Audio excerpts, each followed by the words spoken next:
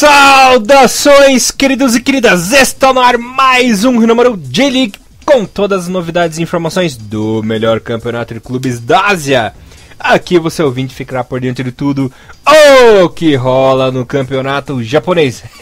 Galera, resumão completaço aí sobre J1, J2 e também sobre J3. Bom, como sempre, vocês estão na companhia dele, as falas, o Barburinho, alegria na apresentação e comentários dele, o mito, o Donald Trump brasileiro, Mr. Thiago Henrique Cruz, que soube que tá construindo um muro aí na casa dele, só que não é pro mexicano, é pra ver se o trem para de atrapalhar a vida dele cada vez que passa aí perto, é pra ver se passa longe essa desgraça.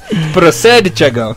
Procede. Depois de 98 programas, essa foi a primeira vez que eu não esperava, Donald Trump. Tá em pauta. Tá em pauta. Sabe que engraçado, cara? É que eu fiquei acompanhando ontem, tava no serviço, tava um olho no serviço, um olho nas apurações, e o mundo não estava acreditando, né? E realmente deu Donald Trump, né? E seja o que Deus quiser agora, né? Bem, olha, só dando um adendo aí a essa explicação, eu acertei 2 vezes esse ano. Eu falei que o Nagoya ia cair e falei que o Trump ia ganhar, viu? Bate na madeira com a sua terceira, viu? Que pode ser o apocalipse. E vamos ver, né? Se o dólar cair um pouco, aqui no Brasil a gente já agradece, né? Mas vamos, talvez, tem gente que tá falando que talvez ele não vai ser assim tão evil quanto ele foi incisivo na sua campanha. Até tem gente que tá cagando, tem gente que nem sabe quem é Donald Trump, né? E tem gente que fala que a Hillary Clinton também era meio PT, né? Um negócio meio assim, então é bem complicado, né? Eu vou dar um momento político no Hinomaru. Olha a vinheta. Eu vou dar minha opinião aqui. Caros ouvintes, não se preocupem com Donald Trump, porque, na minha opinião, ele é apenas um fanfarrão, só falou por falar aquilo, pra ver se conseguia mídia, que se conseguia voto. Podem ficar sossegados que ele não vai fazer nem 5% do que ele falou que ia fazer dessas atrocidades, que na verdade é um absurdo. Até porque eu acho que tem que ser muito burro, né, pra fazer as coisas que ele falou. Então podem ficar sossegados que não vai acontecer nada, galera. Podem ficar tranquilos que é puro gogó, pura mídia, espetacularização americana. Então fiquem tranquilos. Exato. E lembrar também que ele também é ligeiro, porque o cara já teve talk show, já teve então ele sabe fazer um merchan. E o mundo ia cair de pau nele, né? Certeza. Sim. Não, É claro que os imigrantes ilegais dos Estados Unidos é um problema para a economia americana, mas não quer dizer que o cara vai começar a caçar casa por casa para achar isso. Nem daria para fazer isso também, que é muito grande os Estados Unidos. Não parece, mas é um lugar muito grande, né? Não tem como. Acho que vendo as dimensões, era praticamente do tamanho do Brasil, né? E uma coisa que eu ficava vendo, tem estado americano que eu nem sabia, cara. É uns estados muito louco, longe, assim, que você não tem muito conhecimento, né? Fora daquele mainstream que não tá acostumado a ver em filme, em seriado. Então você vê que os Estados Unidos é um lugar muito grande, cara. Muito grande mesmo. E o esquema de votação deles é muito interessante, né? Cada estado tem um peso, né, na votação e dá certos pontos, né? Então é um negócio muito interessante que com certeza aqui no Brasil daria as polêmicas, né? Com o Sul, com o Sudeste, né? Com a parte do Norte, né? Por isso talvez aqui não funcionaria. Mas, né? Vamos aguardar. Uma das propostas dele é de ter um pouco de interação social mais com o Brasil e quem sabe diminuir os problemas com fronteira, né? Que tá tendo ultimamente aí para os brasileiros que querem, né, partir aí pro sonho americano, que é pelo menos viver ou fazer um curso, um intercâmbio lá, né? Não, quanto a isso podem ficar tranquilo que dificilmente será. Eu só quero pedir pra ele diminuir o dólar pra gente poder comprar mais camisas. Nunca te pedi nada no Trump, só baixa o dólar pra gente poder comprar as camisetas. É verdade, né? Espero que isso aconteça. Pra você, Donald Trump, que está ouvindo o Renomaru, baixa o dólar pra nós, velho. Bom, e por falar em estado americano, cara, eu jurava que, desde a minha infância, né, eu jurava que Washington, né, ficava em Washington, mas não fica. Fica ali, é o distrito de Colômbia, ali, sabe? Deu, né? Porra, como assim Washington não fica em Washington? Eu fui ver que a capital lá de Washington é Olímpia, e Washington fica do outro lado do país, assim. Sabe, não é tipo Rio de Janeiro, né? Rio de Janeiro, cidade do Rio de Janeiro. Tipo uma cidade do lado, assim, né? Que é esquisita, né? Aí eu, nossa, buguei, Tem coisas que, mesmo depois de adulto, a gente acaba aprendendo, né? No meu caso, aprendi um pouco mais da geografia americana, que eu achava que eu sabia bastante, mas não sabia tanto assim, não. Exato. E também tem muito time da J-League também que aprendeu que não sabe nada de futebol também. Em 2016. Futebol me ensinou bastante história e geografia, confesso. Mas enfim, falando em história e geografia, vamos falar da história da J-League da temporada 2016, que regularmente acabou.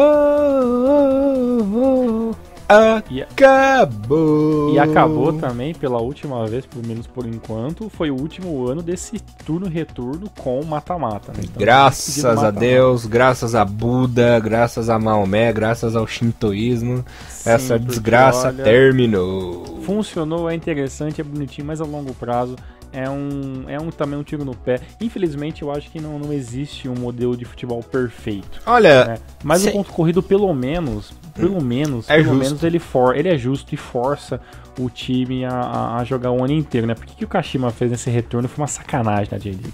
Não.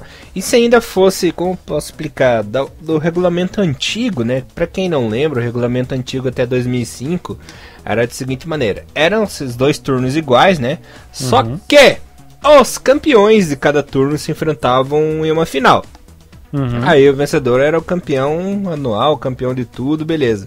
E era muito melhor do que esse sistema maluco, né, Tiagão? Que às vezes o time não precisa nem ganhar. Por exemplo, se o Kobe fosse segundo colocado nos 2 turnos, ele poderia o máximo no geral, né? Ele poderia ser o primeiro geral e acabar sendo campeão, sabe? Acontece umas loucuras assim. Mas sabe o que mais me incomoda? Coisa que não aconteceu essa temporada, mas poderia ter acontecido. É o comodismo do primeiro turno. Eu nunca gostei disso, porque aconteceu com o Kashima uma coisa que estava meio que prevista acontecer com qualquer time de qualquer lugar do mundo. Se você venceu o primeiro turno e você sabe que você jogou a primeira parte do campeonato e você já está na final, obviamente você pode ter uma decaída de continuidade muito grande no retorno. E foi acontecer com o Kashima, né, cara? Um primeiro turno intocável, né? Digno de aplausos pela quantidade de pontos que o Kashima fez, destruindo completamente com a possibilidade de qualquer time retirar, né, esse troféu, né, vencendo ali o time do Frontal em batalhas diretas. E chegou no segundo turno, assim, sabe? O time do Kashima fez uma campanha medíocre, sabe? Então, se fosse para fazer esse esquema de turno e retorno, então pelo menos que você dê um troféu pro primeiro colocado do primeiro turno, mas que a vaga só sirva pro campeão do retorno, entendeu? Pra não ter, sabe, essa displicência. Eu não vou falar que o problema do Kashima foi só displicência, né? Teve vários problemas internos, vários desgastes, várias trocas de jogadores, várias coisas que acabaram não funcionando. Mas um time que foi campeão, né, com os méritos ter no primeiro turno, ficar numa 11ª colocação, sabe, apenas com 20 pontos, entendeu? Então isso é intragável, sabe, aconteceu com o segundo turno do Kashima Antlers. E tá aí, né, acabou perdendo a posição de number 1 no grupo geral e pode correr o risco até de ser eliminado no próximo jogo. Né? Lembrando que o Kashima enfrenta o Frontalia, né? Que tá em ascensão no campeonato. Por pouco também não ficou com o título do segundo turno, né? Sim. Então foi bem perigoso mesmo. Coisa que até aconteceu, claro, que uma proporção menor com a equipe do Ural a temporada passada, né? O Ural foi campeão do primeiro turno. Aí no segundo turno acabou relaxando, mas pelo menos terminou na 4ª colocação, né? Não ficou exato. Tão abaixo. Assim. Você pode tirar o pé do acelerador o tempo todo, mas você ter esse retrocesso, sabe? De um time que fez praticamente. Deixa eu ver rapidamente que a quantidade de pontos do primeiro turno do Kashima fez 39 pontos, fazer 20 no retorno, sabe? Fez basicamente a metade dos pontos, entendeu? Então isso obviamente que o time acabou perdendo na mão no segundo turno e pode, né, claro, o Kashima pode ser campeão, porque qualquer um dos 3 agora pode ser campeão, mas que a credibilidade do time caiu muito pela vitória do primeiro turno, com certeza. E o detalhe, né, temos uma coincidência tanto em 2015 como em 2016, o campeão do segundo turno terminou em primeiro lugar geral, né? Lembrando que Hiroshima foi campeão do segundo turno temporada passada e ficou em primeiro lugar geral no ranking também, né? Exato, veio por fora e acabou papando, né, o geral e acabou papando o título no final e também, acabou sendo campeão, né? Bem, vamos falar sobre resultados, Elias, jogo a jogo. Claro, tem alguns resultados que a gente pode passar por cima que não eram tanto importantes assim, né? Por exemplo, a derrota do Avisa Fukuoka por 4-0 pro Kashiwa Reysol não era um resultado que valia muita coisa, né? Era um time que estava valendo por nada, mas pelo menos valeu ali pro time do Reysol terminar a sua campanha com mais uma vitória, né? Pelo menos terminou dignamente, né? Com goleada, ganhando 4-0. Claro que essa é uma equipe que jogou muito abaixo do que eu esperava nessa temporada, tanto que eu tinha colocado o Reysol como um dos times que iria a CL, né? Ficou longe disso, terminou em 8º lugar no ranking geral, terminou em 5º lugar no segundo turno, né? Devido a uns vacilos. Era uma base forte, era um time bom, mas não soube aproveitar, explorar suas peças, né? Infelizmente ficou devendo muito essa temporada. Exato. O outro jogo também que a gente pode passar batido, que por pequenos detalhes também foi um jogo que não tinha muita relevância, foi o jogo do próprio Kashima Antlers contra o Vissel Kobe, né? Vitória do Kobe com gol do Júnior, né? Do Pedro Júnior, e um jogo apático, né? Pela parte do Kashima. O Kobe tinha até algumas rodadas atrás a possibilidade de estar lutando por título, acabou perdendo essa possibilidade na 15ª ou 16ª rodada, e também foi um jogo apenas de cumprir tabela, né? Pior pro time do Kashima, que vai jogar as finais com mais uma derrota no bolso. E serviu de consolo, pelo menos, essa vitória do Kobe, porque com isso terminou na segunda colocação e ultrapassou o Frontale, né? O Frontale que tinha a faca e o queijo na mão e levou uma virada histórica do Gamba, né? Com o revés acabou cedendo essa segunda colocação pro Kobe. Por sorte o Frontale já estava bem folgadinho, né? Lembrando que disputava o título de campeão geral, né? Acabou se ferrando e o Urawa ficou com o título, mas mesmo perdendo, não perdeu a segunda colocação e conseguiu ficar digno ali no ranking geral. Exato, e a última relevância, a última informação que eu passo sobre o Kobe é que dá a entender que a possibilidade da era Leandro na J-League seja ter um fim, né? Mais um jogo apático, o jogador acabou sendo substituído no segundo tempo. Não sei se ele vai estar, né, se o contrato dele vai ser estendido por mais 1 ou 2 anos pelo time do Kobe, ou se já tem isso resolvido ou não, mas de todos os brasileiros ele é o que vem tendo menos destaque nos jogos, né? Praticamente quase todos os jogos o Leandro, também pela idade, está sendo semi-substituído, e o Pedro Júnior ali e o próprio Newton estão sendo aí os jogadores brasileiros de destaque no time do Kobe, né? Então talvez o Nelsinho acabe utilizando o Leandro talvez como um coringa, não como um titular, como tem feito em 2016 para o time do Kobe, Elias. É uma pena, o Leandro tem uma história bonita aí na J-League, mas aquela velha história, o tempo passa, o tempo voa e começam... E a poupança Bandeirinhos continua uma boa, né? Menos a poupança do Leandro, que tá ficando envelhecido, sim, né? Assim como o Fabrício Messias, né, o único brasileiro no Kashima, que também, né, teve uma temporada aí meio que apática, né? Ele que joga pelo time desde o meio do ano, mas assim, sem muitas novidades, de 8 jogos, fez um gol, um cartão amarelo, também foi mais um brasileiro que infelizmente não brilhou, né? E vamos ver se ele tem a possibilidade de estar continuando, né, essa trajetória do Kashima o ano que vem, ou ele vai acabar voltando para o seu time de origem. É verdade, veremos. Bom, Thiagão, e quem levou uma baita sorte nessa rodada, mesmo sendo derrotado, foi o Kofu, né? Kofu que perdeu de 1-0 em casa com um gol do Toyoda no segundo tempo, para desespero da torcida do Kofu, mas deu sorte, porque os outros concorrentes também não ajudaram muito, né? E por causa disso, a equipe conseguiu manter-se aí na J1, mas a grande notícia ruim, né, da temporada é que o nosso grande querido Morita foi dispensado pelo Kofu. Não jogará mais pela equipe. O Kofu que obviamente já começa 2017 como um dos times com uma possibilidade grande de rebaixamento se o time não melhorar, né? Infelizmente, pro lado dele, a incompetência de outros foram mais fortes que a própria competência do time do Kofu, né? E contando um pouquinho com a sorte, o time vai acabar jogando mais um ano aí pela liga principal do futebol japonês, mas o time do Kofu talvez pode fazer traçar um caminho igual o Sendai, mas se não tiver um investimento ou pelo menos um grupo coeso ano que vem, com certeza o time do Kofu vai acabar passando mais um de apuros, assim como passou o Birex esse ano, assim, né, como passou outros times, assim como passou o próprio Shonan Bellmare, acabou caindo, o Jubilee quase caiu, né, esses times que o investimento são um pouco mais regrados, né, e as contratações também foram meio que esporádicas, né, a gente sabe que são times que sofreram bastante, principalmente o time do Shonan, que infelizmente acabou vendendo seus jogadores e acabou rebaixado esse ano também. E lembrando que o Kofu perdeu na rodada passada também pro próprio Bellmare, né? Deu sorte. Exato. Perdeu nas duas últimas rodadas e não caiu, né? Vai ter rabo assim lá, né? Mas aquilo que eu falei, não caiu por incompetência mais dos outros, porque uma competência. Se ele tivesse pelo menos empatado ou vencido um dos jogos, né? Pelo menos tinha feito 2 pontos aí, a situação fica um pouco mais fácil, mas nem isso conseguiu.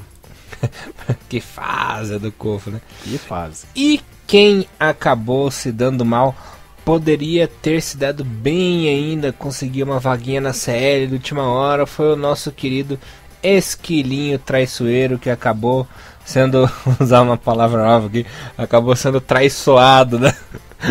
pelo FC Toco, né? Nosso Esquilinho perdeu em casa pro FC Toco, que não tinha mais nada, nenhum compromisso aí no campeonato, né, Tiagão? Exato. E acabou perdendo. Com isso, as chances dessa com o gol do Hashimoto. Com gol, pra vocês... olha só! Gol do Hashimoto. A zica, né, do coitado do... Olha só, cara, foi toque de Mizunuma e finalização de Hashimoto. Pior que comer um ovo estragado, né? Pois é, e foi logo aos 24 do primeiro tempo, né? O time do Omiwa tinha todo um segundo tempo inteiro, né? Mas sabe o que eu acho que aconteceu, Elias? O time do Omiwa tava levando o gol, mas ao mesmo tempo, já aos 40 minutos do primeiro tempo, o Frontale tava metendo 2 no Gamba Osaka, que era o único time que poderia, porque se tivesse acabado do jeito que tava, né? O Omiwa ficaria em terceiro ainda, né? E tudo mais, né? E o quarto ali poderia estar disputando a série, depende de alguma situação na Copa do Imperador. Mas aí o time acabou sentando em cima da matemática do resultado, né? No entanto, acabou foi lá e virando o jogo, e aí o Esquilinho acabou tomando no brioco. Esquilinho, hein? Que coisa. Rapaz. Seria legal na série, apesar que ele pode ir pra série ainda se ele vencer, né, a Copa do Imperador. A Copa do Imperador, mas aí são outros 500, porque agora vai depender só dele, né? Só dele mesmo. E Tiagão, aproveitando o gancho, o que foi essa virada espetacular do Gamba Osaka? Não jogou o campeonato inteiro, resolveu jogar na última rodada, rapaz? Foi sensacional, cara, porque o time acabou levando o gol do Hasegal aos 6 minutos e do Miyoshi aos 18, né? Com assistência do Elcinho. O time do Frontale entrou pra vencer, entrou jogando tudo aquilo que eu esperava do time do Frontale. E fez o primeiro tempo impecável. No segundo tempo, meio que o time do Frontale também, sabe, tentou matar o jogo 3-0, mas aí o Gamba fez algumas modificações, né? Entrou o Goya no lugar do Omori, que jogou um péssimo primeiro tempo. O Iwashita foi trocado pelo Abe também no final do primeiro tempo. E o time do Gamba melhorou o meio campo, que era o grande problema contra a ofensiva do Frontale, né? Aí que veio o gol do Fujiharu, né? Olha aí, né? Se talvez o Fujiharu querendo mostrar aqui que aquelas cagadas, né? já me veio o filme das Olimpíadas na cabeça. O Fujiharu querendo refazer a história das Olimpíadas, foi lá, fez um golaço. Logo em seguida, 1 minuto depois, na saída de bola, uma roubada de bola, o Ideguchi foi lá, pimba, né? E fazendo o segundo gol do Gamba Osaka, empatando, e aí deu um nó tático no time do Frontale, que fez algumas modificações, entrou o Kawano, entrou o Mori, o Akeita, e o time tentou melhorar um pouco, e aí no final, no 75 do segundo tempo, em uma jogada uma jogada do Shukurata, né, que fez assistência pro gol do Fujiharu, o Ademilson foi lá, estufou a rede, virou o jogo pro Gamba, e aí a casa caiu pro time do Frontale, que ainda tentou uma possibilidade ou outra ali com o Morimoto, que entrou e jogou como centroavante fixo na frente, mas nada pôde fazer. Vacilo do Frontale, vitória do Gamba, e o Gamba tá aí com uma possibilidade muito grande de ir para a CL, dependendo quem ganhar, claro, a Copa do Imperador. Certo. Bom, falando dos jogos importantes, né? Não menos importante, é o Birex também, que teve uma sorte desgraçada nesse jogo. O Birex, eu vou te falar, viu? 2014 foi assim, 2015 foi assim, 2016 também. Olha, eu vou te falar, viu? Mesmo precisando ganhar, precisando do apoio da torcida, o estádio não lotou de novo. Foram 27 mil torcedores. Melhorou, né? Pra quem tava colocando 13, 14 mil por jogo, 27 já deu uma melhorada.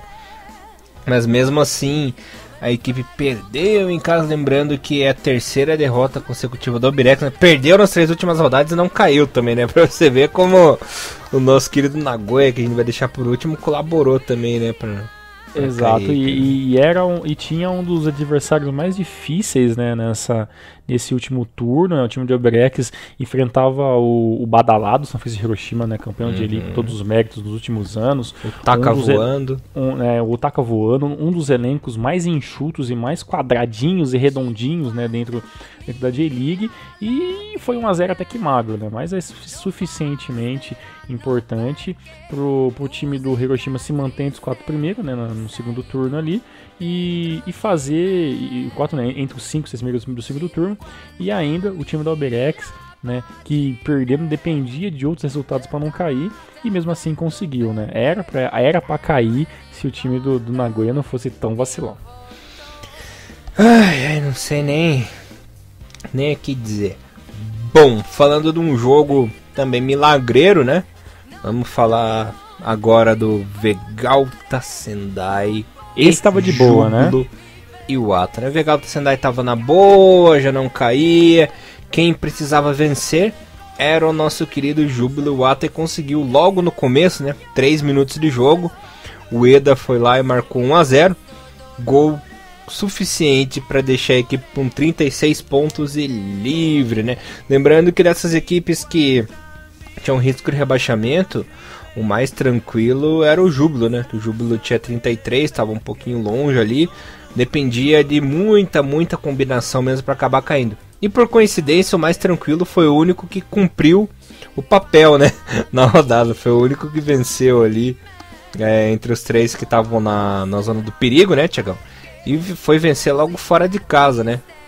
Pois é, cara, e o mais engraçado é que a gente fala que o Vegalta Sendai aí é o time dos jogadores veteranos, né, e agora tem um brasileiro que entrou no meio do ano pra cá, né, que é o Pablo Lopes, né, jogador que veio do Atlético Mineiro, veio aí fazendo, atacante, né, meio atacante, veio fazendo seus joguinhos, 6 jogos pelo time do Vegalta Sendai, não fez gol, mas participou desse último jogo na derrota, jogou praticamente ali 24 para 25 minutos, e vem mostrando que o time do Vegalta Sendai, além de ter uma base de jogadores veteranos, tá tentando arriscar jogadores novos para 2017, né? Então aí o nome do Pablo Lopes pode ser um bom nome, porque também, né, Elias, a gente tem que entrar em bom consenso também, porque tem alguns jogadores que vai ser meio que um tiro do pé se o time do Sendai quiser continuar com eles ano que vem, né?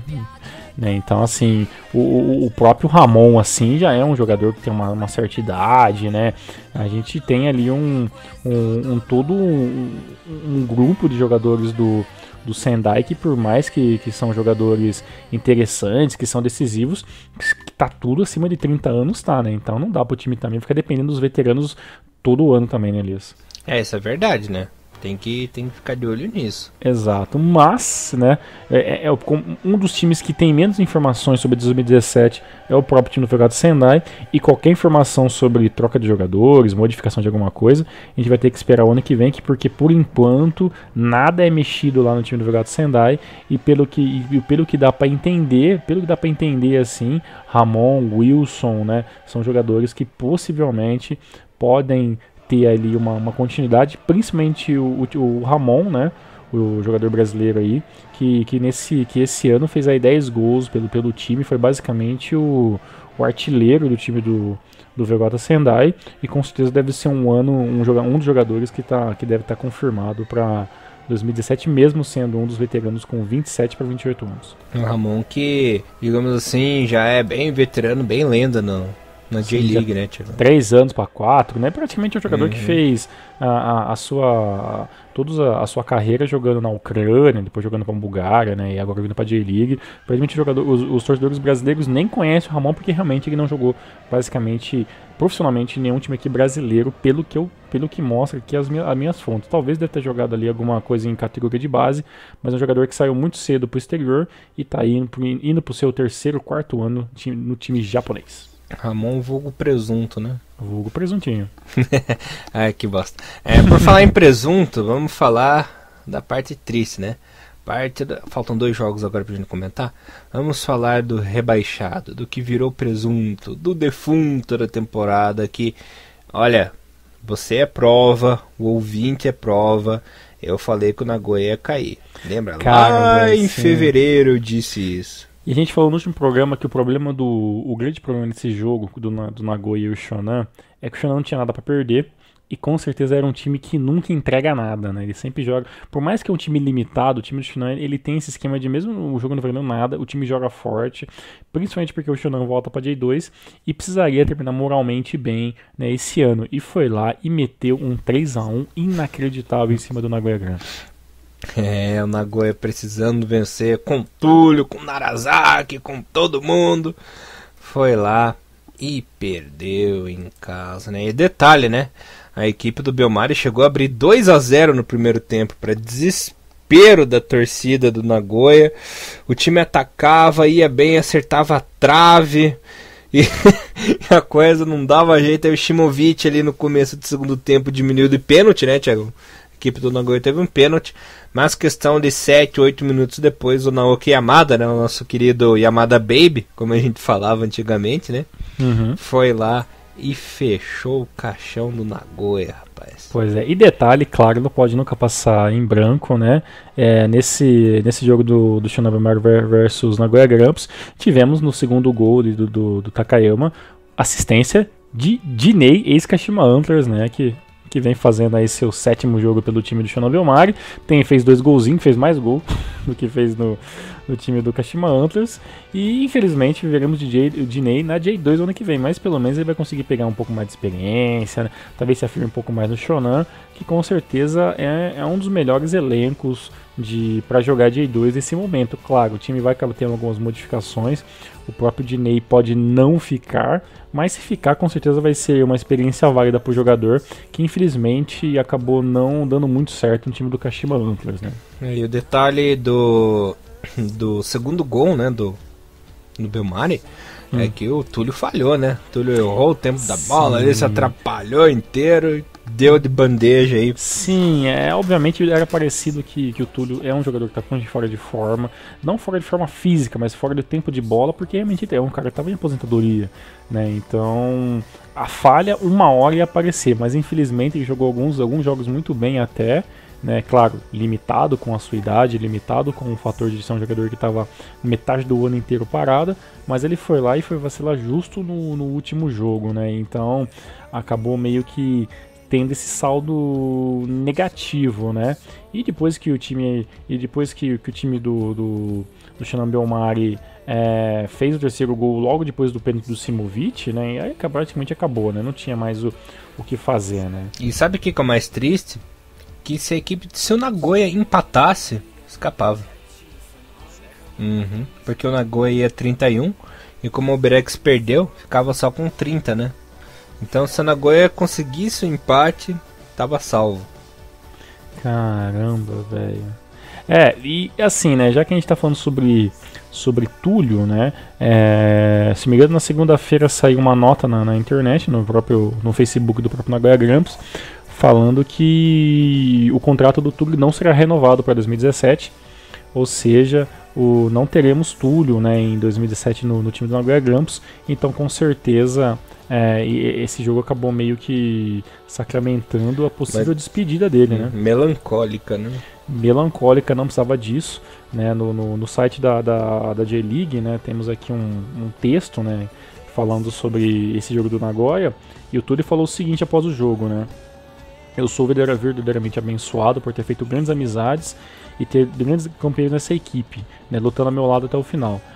Mesmo que eu esteja deixando o clube, meu amor é eterno por Nagoya Grampus e nunca mudará. Então, com esse tom melancólico, né, e dizendo mais algumas palavras que devem ter sido depois em outras entrevistas, o Túlio falando que infelizmente não poderia estar ajudando o time do Nagoya a voltar a J1 em 2017 para 2018, mas que com certeza estaria torcendo pelo time e que nunca esqueceria todo o apoio, todo o carinho dos torcedores.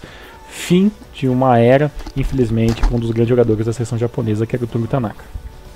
Vai fazer falta, nosso querido Tulhão. Thiagão, e no jogo que definiu o grande nome de 2016 por enquanto, né? Ainda bom jogo. Temos as finais, um jogo muito bom por sinal. O Urawa empatou em casa com o nosso querido Yokohama Marinos, né? Que também resolveu jogar bola no fim do campeonato pelo placar de 1-1. Esse jogo é até engraçado, né? Eu tava com o Thiagão lá, pra quem não sabe, eu tava conversando com o Thiagão pelo Facebook e assistindo o NNHK, né? Daí o Thiagão tava vendo o jogo do Gamba Osaka, né? Você tá vendo do Gamba, isso, né? Exatamente. Aí eu comecei a gritar, gol, do Thiagão, o quê? Ó, o Kashiwagi fez o gol e tal. Aí, ali no... Isso aos 20 minutos do segundo tempo, né? Quando deu 40 do segundo tempo, eu... Puta merda, Thiagão, daí o quê? O Martins empatou, 40 do segundo tempo. E nisso eu já tava começando postando os gols. Nossa, gol do Gamba, gol do Deguchi. Virou o Elias, o que tá acontecendo? Que porra? Daí eu falei assim, ô Thiagão, e o Gamba? E esse viado não me respondia, cara. Ele pegou e subiu.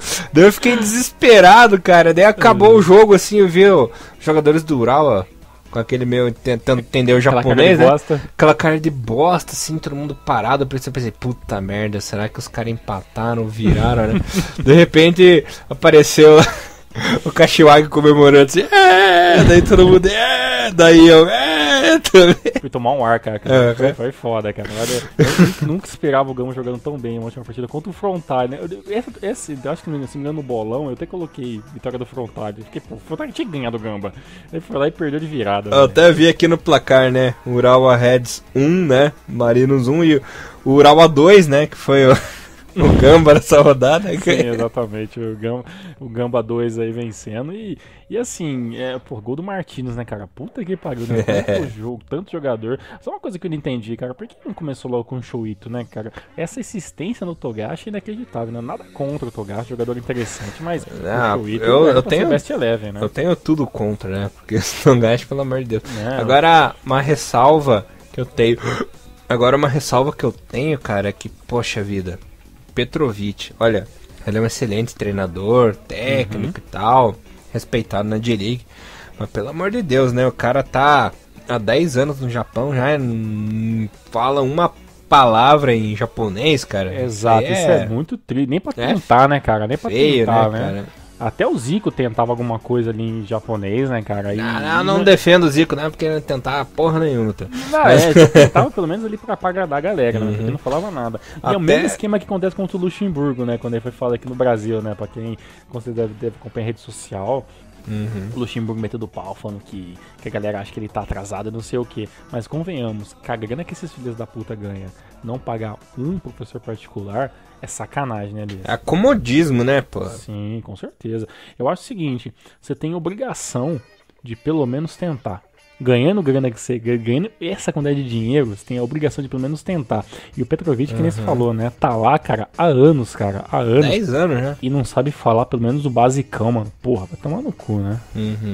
É triste. Isso demonstra um desinteresse e até entender o país que abraçou ele como treinador, né? Cara, tá lá pra dar a entender que ele tá lá pelo dinheiro apenas. Eu acho falta de respeito isso, cara.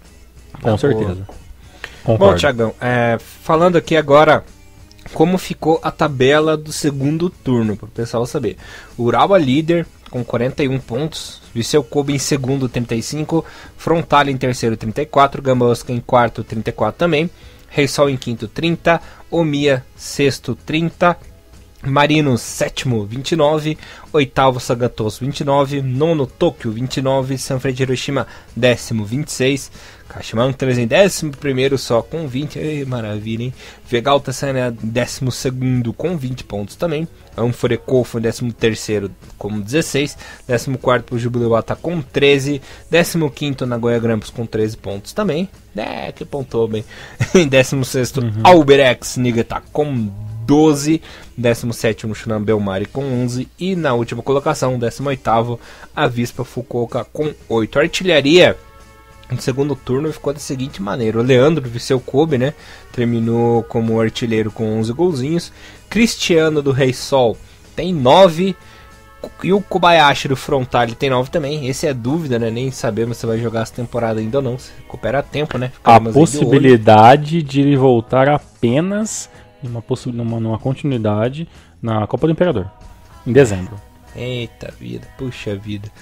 E aí, fechando a artilharia, né, temos o Botroid do Jubileuata com 8 gols. Mr. Thiago Henrique Cruz. Antes de você completar, eu vou falar como que ficou o ranking geral agora rapidinho pra galera, tá bom? Ok, porque eu tenho uma notícia bombástica que já pode falar, que pode dar números finais ao mata-mata que vai começar no final do mês. Ok. Ranking geral, galera, fiquem de olho, prestem atenção, pegue sua canetinha e anote. Em primeiro lugar, Urawa com 74, em segundo, Kawasaki Frontale com 72 e em terceiro, Kashima Antlers com 59. Lembrando que essas equipes estão classificadas para a ACL, né, Liga dos Campeões da Ásia.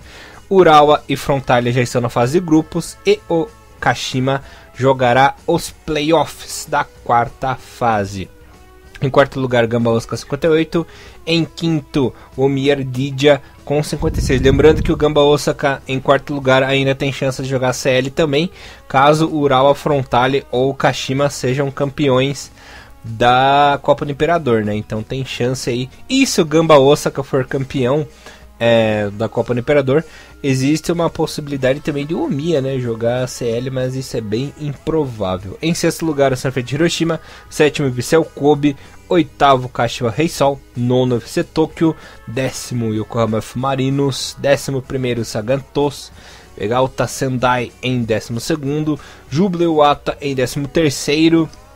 14º, Anforekofo. 15º e última equipe, né, com 30 pontos, o Albirex, que escapou por pouco escapou pelo saldo de gols, né? Aí, os rebaixados.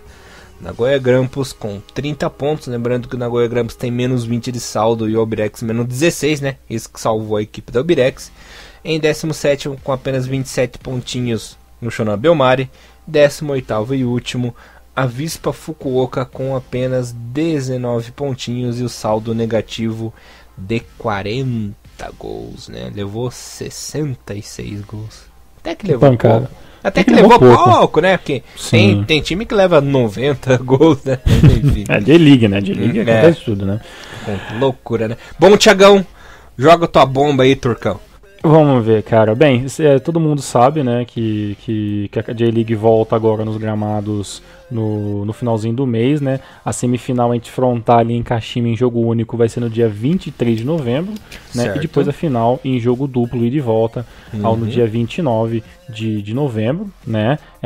5 ou 6 dias depois do primeiro jogo, e depois a grande final dia 3 de dezembro. Aí, meu amigo... E lembrando que a grande final é em Saitama, né? Porque o Urawa teve a melhor campanha. Exato. E aí o que acontece? O time do Frontale anuncia troca de treinador para 2017. E foi colocado aqui no site da J-League, né? Vou até ler aqui para vocês que o time anunciou que em 2017 Toru Oniki assumirá o time em 2017. O treinador de 42 anos, ex-Frontale, que já chegou a treinar a academia e os times de base em 2017, né, e até 2009, falou o seguinte, que após receber a oferta do time, ele decidiu fortemente que irá cumprir e tentar fazer esses desafios se tornarem realidade. Ele fala que agradece muito e quer dar o trabalho que o Takahiro Kazama está fazendo no Frontale desde 2012, né, o treinador do Frontale desde 2012, e que quer desenvolvê-lo ainda mais. Ou seja, a partir de janeiro de 2017, o time do Frontale vai estar em novo comando. Detalhe, né, para quem não conhece aí o Yahiro Kazama, né, o treinador atual do Frontale, é um treinador de 55 anos que fez toda a sua carreira como jogador profissional jogando na Alemanha, né? Jogou no Bayer Leverkusen nos anos 80, depois passou por outros times, jogou no Mazda de 89 a 95 e finalizou a sua carreira jogando em 97 pelo FC Rheinstedt. Tá, nem sei se porque se o meu alemão tá certo, mas é um treinador que está no time desde 2012, né? Praticamente todo o molde de jogo do Frontale que temos hoje, né, a maneira que hoje joga o Okubo, que joga o Michio Nakamura Kengo, graças a essa formação tática que o Kazama fez. E agora, faltando 2 semanas, ou 1 semana e meia, 2 semanas para as grandes finais, o Frontale faz o quê? Anuncia troca de treinador para o ano que vem. Que coisa, né? Aí o time vai e perde o próximo jogo, não sabe por quê. Ou seja, parece que às vezes alguns times da J-League gostam de se apequenar. Não podia deixar pra fazer esse anúncio depois da final do campeonato? Depois que ganhar e tal, né? Mas, poxa, vai falar isso em cima da hora, daí o Kazama vai pensar, pô, como assim, cara? Tô 500 anos aqui no time. Exato. Leva o time finalmente, né? Após pipocar, sempre bater na trave. Leva a merda, porcaria desse time pra uma semifinal e os caras fazem isso comigo, sabe? Sacanagem, né? Espero que isso não altere ainda a possibilidade de título do Kazama e time do Frontale, mas que sim, que é um balde de água fria em todo esse trabalho que esse cara fez esse ano 2016 inteiro, desde 2012, com certeza é até uma falta de respeito com o treinador que realmente, eu não sei se teve ou não a possibilidade de ter ali uma modificação de valores de salário, ou se foi realmente uma opção do próprio treinador, mas acredito que um treinador que está lá em 2012, com certeza ele queria continuar, né? Pelo menos a minha tese, principalmente porque agora o time está jogando uma final, né? E, infelizmente, né, por motivos que o futebol japonês, como todo mundo sabe, é um pouco nebuloso, né? Nem sempre as informações são jogadas na mídia. O ano que vem, Frontale já falta. E essa informação já é um pouco velha, essa informação é de dia 9, né? A gente tá gravando no dia 10. Já foi então, desde ontem, o Frontale já está sabendo que 2017 terá um novo treinador. Beleza, Thiagão. Encerrando a J1 e bora pra J2 agora? Bora pra J2, sinônimo de vacilão, chamado Conselho Sapporo. Rapaz do céu. Faltando 2 rodadas para o fim da J2. Temos aí uma grande surpresa. Aliás, 2, né? 2. Sapporo tentou até conseguir, galera. Parabéns. O Matsumoto Yamaga encostou de vez, né? O Sapporo perdeu nessa rodada. Vou passar aqui resultados rapidinho e a gente já comenta tudo o que aconteceu. Monterio Yamagata ganhou do Fifare Nagasaki por 1-0. Matsumoto Yamaga 2, Verde 0. Olha só, esse é resultado importantíssimo aí na tabela. Gifu 2, Yokohama FC 0. Fadiano Okayama perdeu em casa pro Mito por 2-1. Kamatamare Sanoki 1, Shimizu 2. Resultado importantíssimo na rodada também. Tokushima 2, Consadole Sapporo 1. Miravans 1, Matida 3.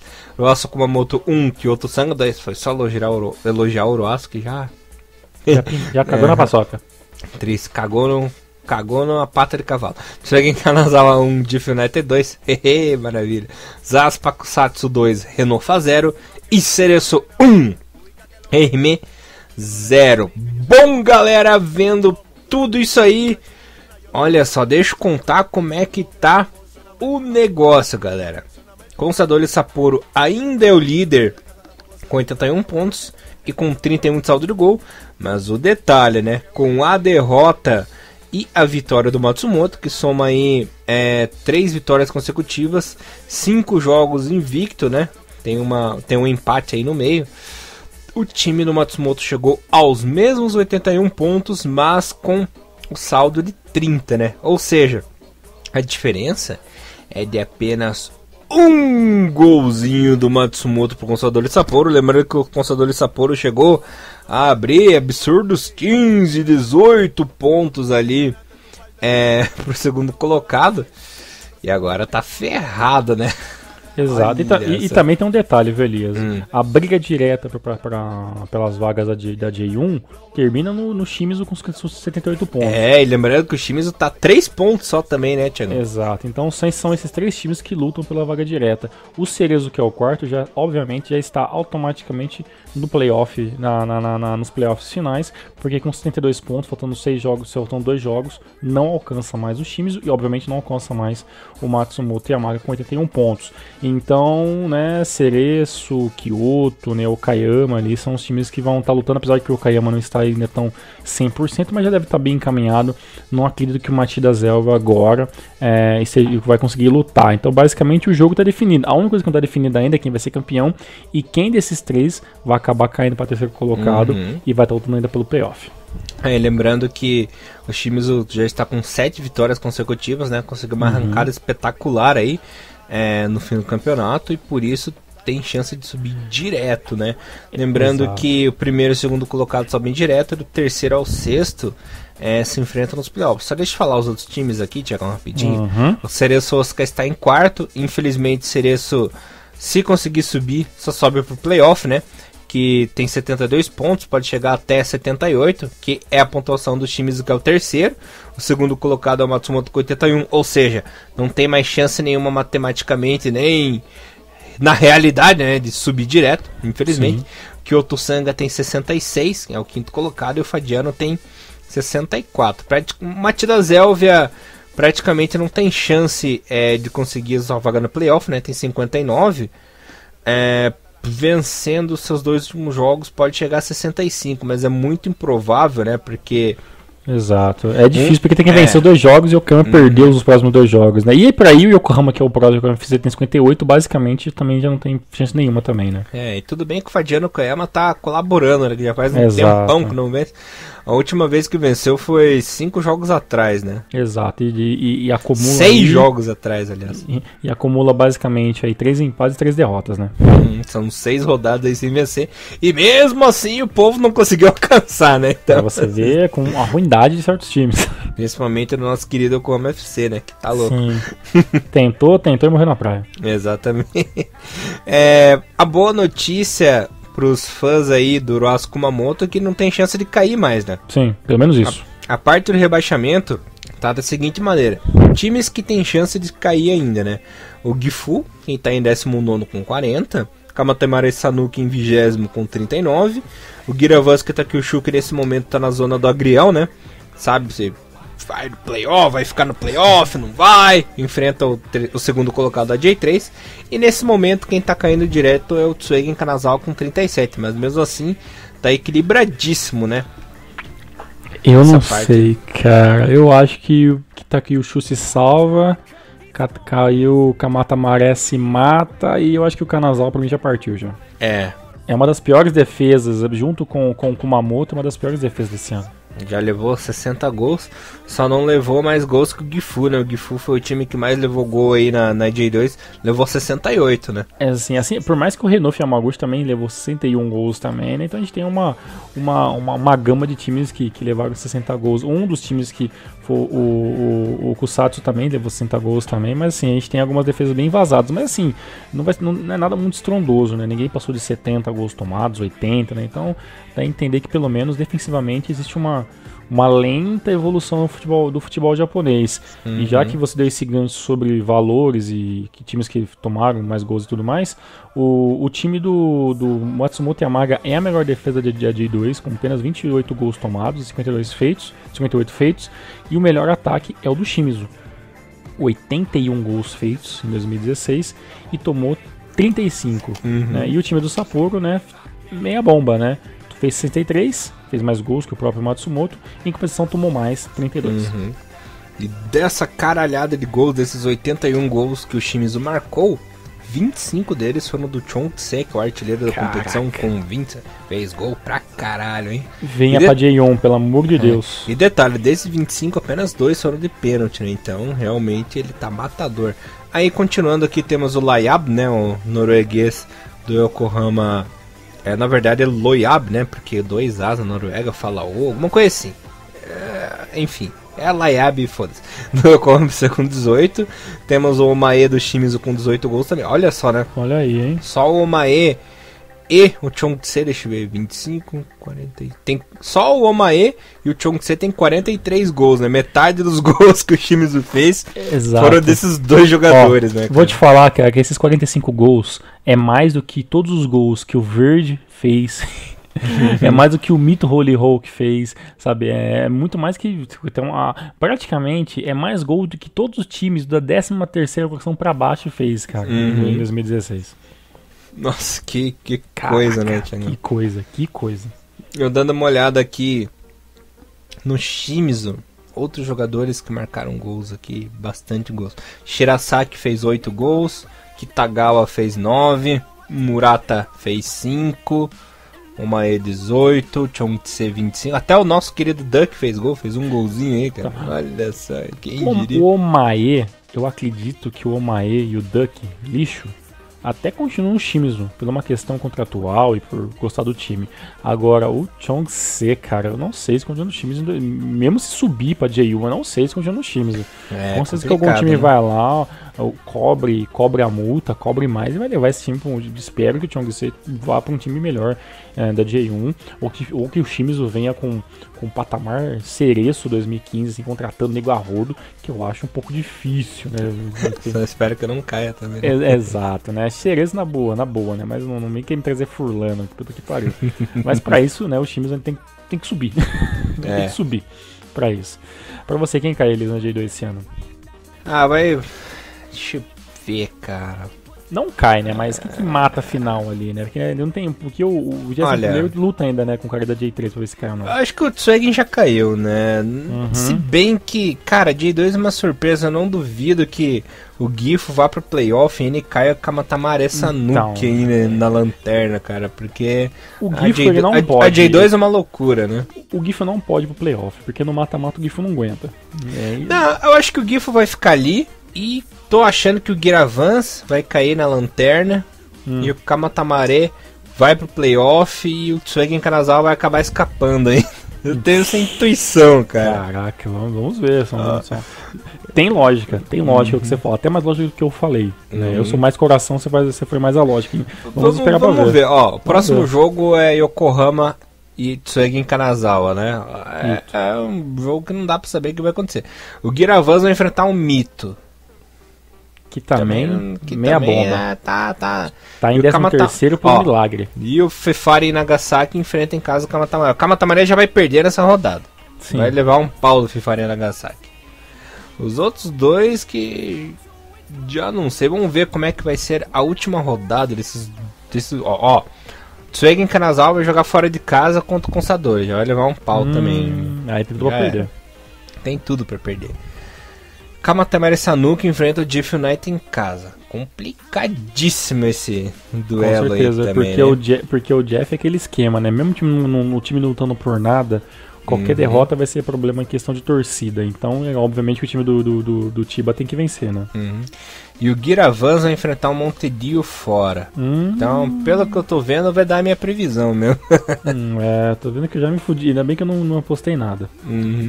E o Gifu? O Gifu enfrenta o Verde na última rodada em casa e o Uruaço Kumamoto fora. Vai vencer os dois. Vai escapar. Gifu de boaça.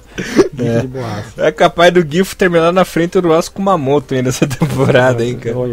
Esse deve acabar na frente do próprio Verde. Deixa eu ver.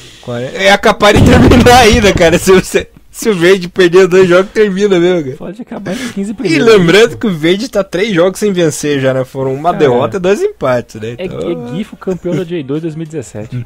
Tô vendo tudo, né? O Gifu é o time que mais se mexe aí na J2. Nossa, que trocadilho horrível com o Gifu. Foi realmente inacreditável. Depois dessa, por favor, bora pra J3. Tá bom, vou dar essa chance. Thiagão, galera J3 aí que pegou fogo nessa rodada. Que foi? Ironia, cara, cada dia pior. Eu não aguento mais J3, acaba essa merda. Eu vou falar que pegou fogo nessa rodada, porque semana passada Aqui em casa, o Thiagão captou a referência, né? Pegou fogo aqui no vizinho bem na hora que eu tava falando da J3 no programa passado. É verdade, é que o pessoal não viu porque eu editei isso, né?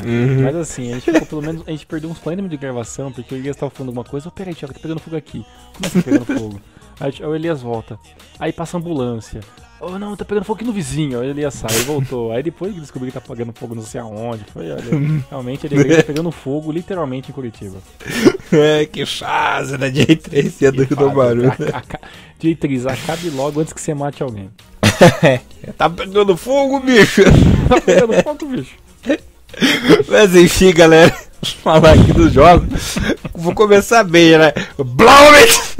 Bateu a Sagami. Meu Deus do céu. Acaba logo por 2-1. Nosso querido Yokohama City empatou com o Cereço Osaka Sub-23 em 2-2. Pô, cara, o Yokohama City é o último colocado, cara. Porra. Ainda bem que não tem rebaixamento, senão a gente tava triste. É o time que eu mais gosto, que eu acompanho no Facebook do É o Thiagão mão de pântano, né? Sempre zicando todo mundo, cara. É pior que o Lula. Eu vou nas páginas do Yokohama Soccer City e coloco Yokohama Soccer City maior que Marinos, cara. Eu vivo fazendo isso, porra. Graças a Deus o Thiagão não gosta do Coxa, né? Senão ainda tá pior ainda a situação do meu time. Irei tirar em dezembro a foto da camisa do Corvo. Do Corvo não, do Coxa. Do Cofo, por favor, do Cofo, por favor. Quando for pra São Paulo, você não vai encostar nas minhas camisas do Coxa.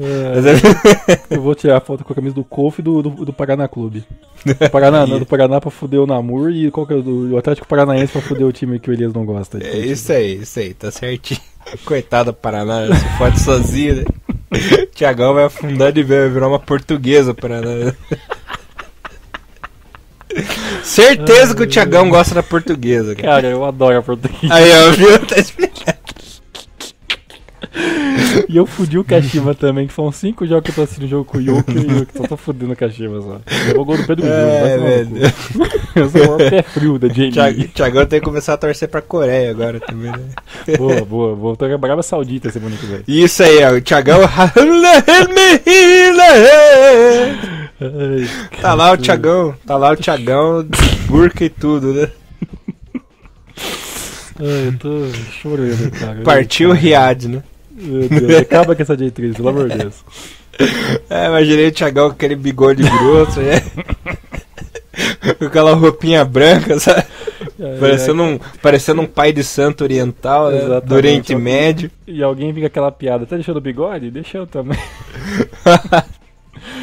Ai, meu Deus. Thiagão que adora um bigodinho branco cremoso. Cê é louco. Volta pra J3, pelo amor de Deus. Bom, continuando. Cataler, Toyama e Ryukyu ficaram no 1-1. Fujieda ganhou de 2-0 do Kagoshima United. E o Oita Trinita bateu Gamba Osaka Sub-23 pelo placar de 1-0.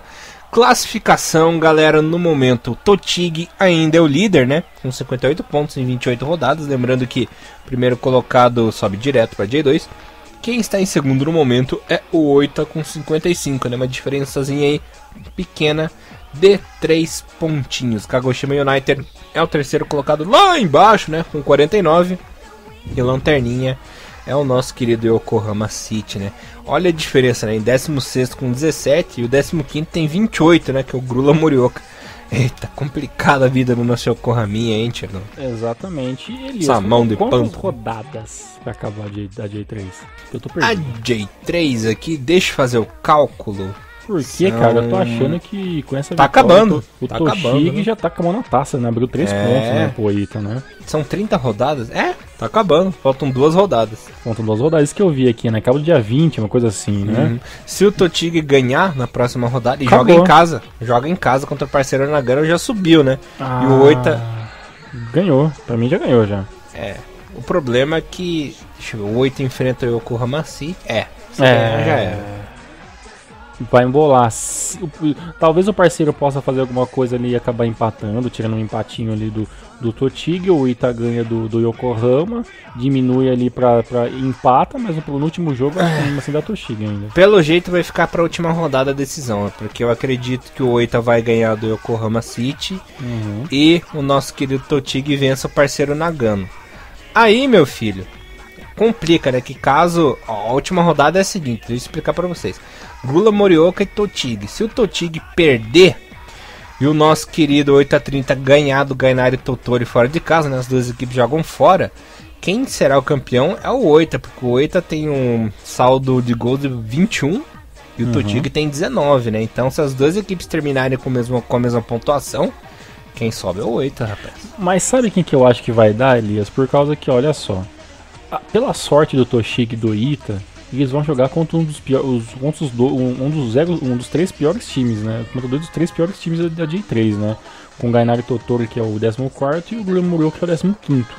Né? Então, mesmo que o Oita vença os dois jogos dele, se o parceiro Nagano não acabar complicando a vida do Toshig, ele pode vencer também esses dois jogos e não dar chance pro azar também, né? Ah, sim, claro. O problema vai ser se o parceiro vencer, né, o time do Toshig, e aí, cara, vai vir uma J2, isso vai embolar tudo, e aí tem que ver se o Toshig vai ter bolas pra aguentar a tartaruguinha, né? E a tartaruguinha vacilou muito também, né? Sim, podia ter subido direto. Eita. Seria mais fácil, o que a gente fala, né? O problema dos times da J-League são o esquema do mata-mata, né? Então, mas assim, por incrível que pareça, Elias, esse é 2016, por mais que a J3 ainda seja uma piada em muitas situações, temos 3 campeonatos lutando seriamente todos e tendo emoção até o final, né, cara? Então, mostrando que o sistema ainda de pontuação por pontos corridos tem sua certa emoção se o campeonato for equilibrado, né, como foi 2016, né, dependendo de qual for a divisão. Realmente o futebol japonês tem dessa, até por, como eu posso explicar, ser meio maluco, né?